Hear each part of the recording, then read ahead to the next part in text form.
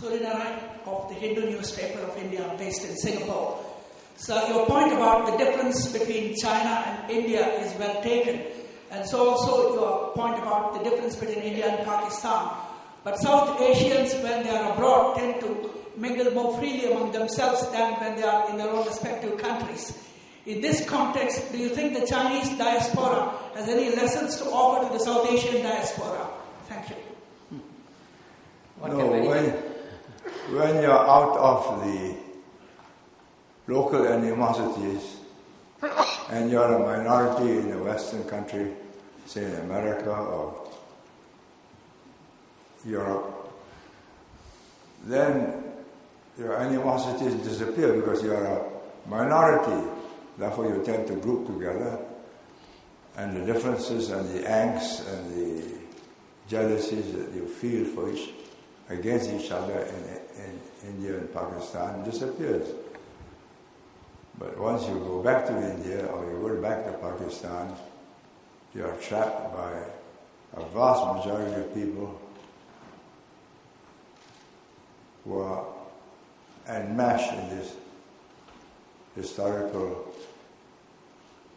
conflicts. It's not easy to solve. So I guess the Chinese diaspora doesn't have the same problem. The Chinese diaspora, to begin with, we all speak the same language with different accents. So there's no difference in language other than accent.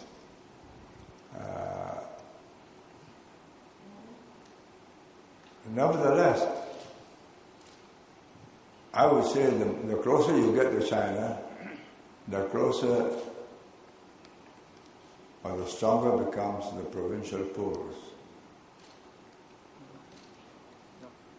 I saw one gentleman in front here. Please go ahead. Yes.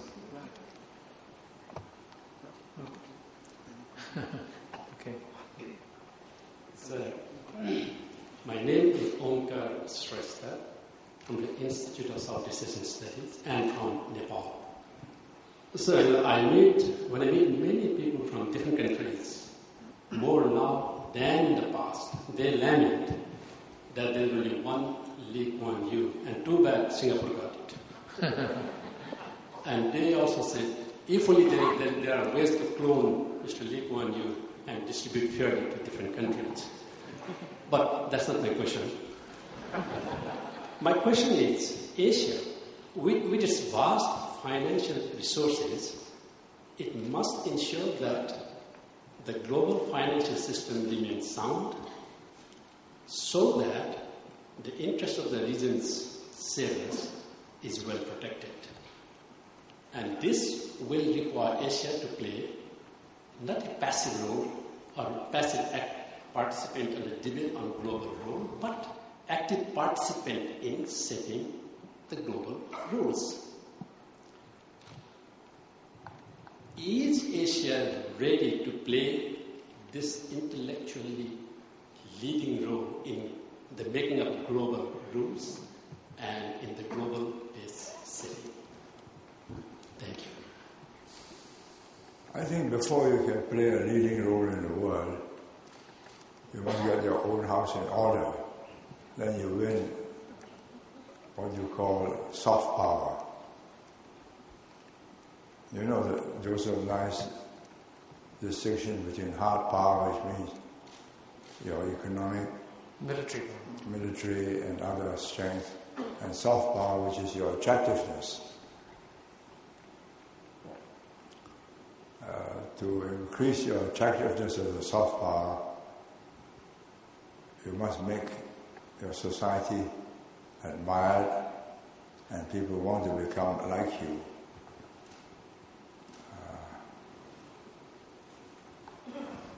You said Nepal.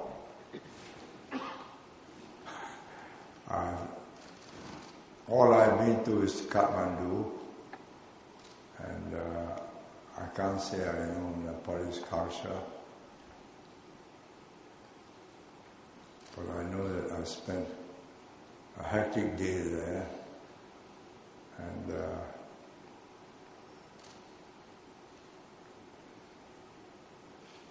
It wasn't a memorable experience. Gentlemen, same table before I go somewhere else. Yes. I'm Makaran Paramste from the National University of Singapore and the Jawaharlal Nehru University, New Delhi.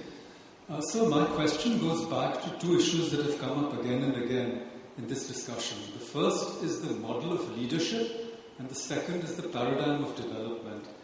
You kept saying that in countries like India, Pakistan, Bangladesh, there's no leader that's acceptable to everyone because of divisions of language, ethnicity, and culture. But we had at least one such leader, Mahatma Gandhi or Mohandas Karamchand Gandhi.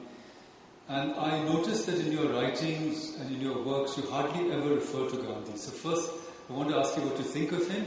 And secondly, as a follow-up question, to the paradigm of development, in your own work, you said third world to first world. But going back to Gandhi, I think there was an attempt in India to suggest that another world was possible, that we did not have to imitate the Western model of development, and to become first world was therefore not really desirable. So would you say that in today's 21st century, those dreams of an alternate paradigm of development and of leadership have to be basically given up, and that we all join the same competitive world and the same kind of development which is actually ruining the planet?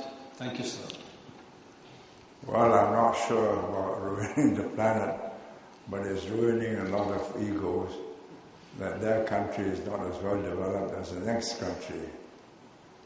And it's a problem that cannot be resolved. This is a globalized world, becoming ever more interconnected with the internet, the iPhone,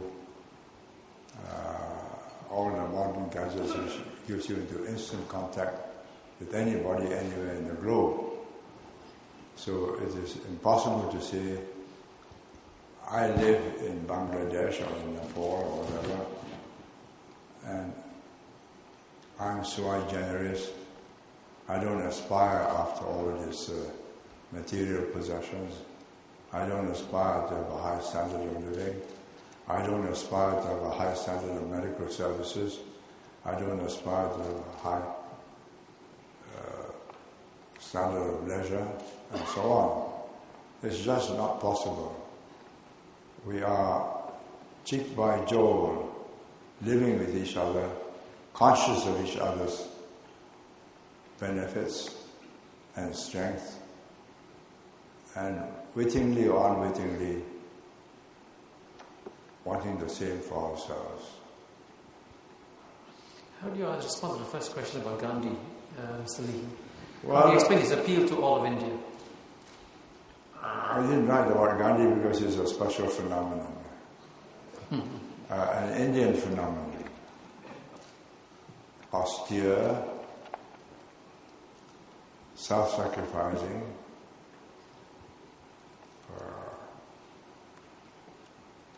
he led a cause for Indian independence.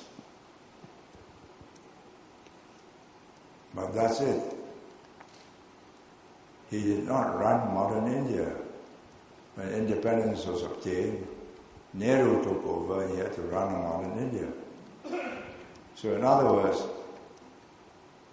Mahatma Gandhi as an icon to spur the people with passive resistance to British rule was a great success. But Mahatma Gandhi as a transformer of India did not exist.